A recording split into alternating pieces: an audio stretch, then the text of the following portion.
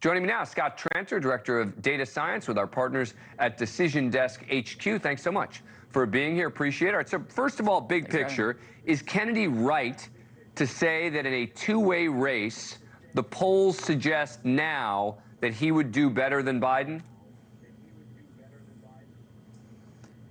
No, I watched the whole presentation, and I've seen flat Earth YouTube videos that are more logical than that.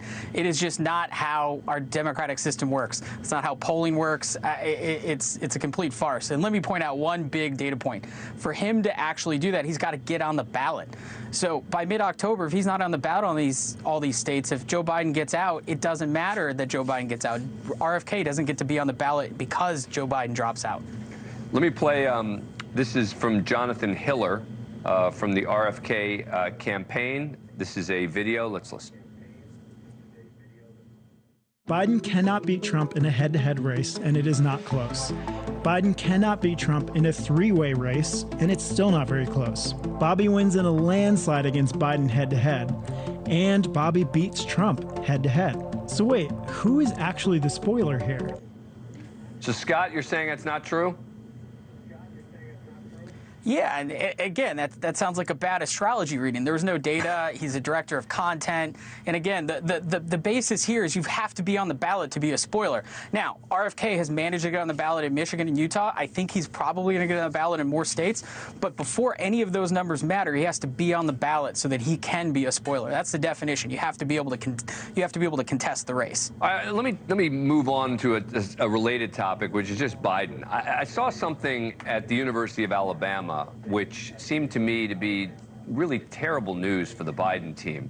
You had pro-Palestinian protesters and pro-Israeli protesters agreeing on one thing, and that is they were chanting to F Joe Biden, both the pro-Palestinian and pro-Israeli. Let's listen.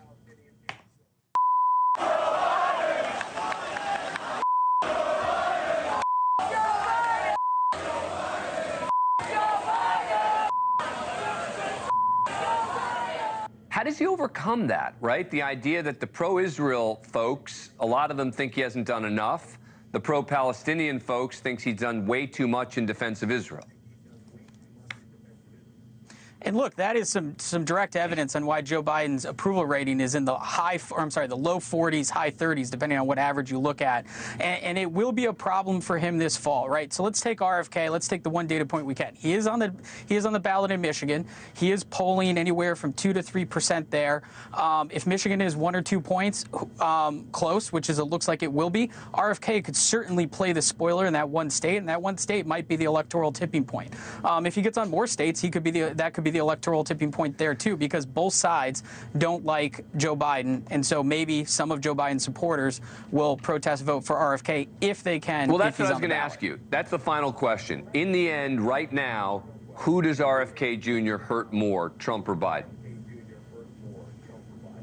Look, early on, it looked like RFK hurt Joe Biden more. Right now, when we see some of these polls come out, Quinnipiac just did one, I think we're going to see some more. As more voters understand the RFK position, he tends to pull away more from Republicans, and that's simply because of his positions on anti-vax and a few other things. And so that's where you're going to see both campaigns try to at least claw that back from him or paint him in a certain way so that his 2 or 3% takes from the other side.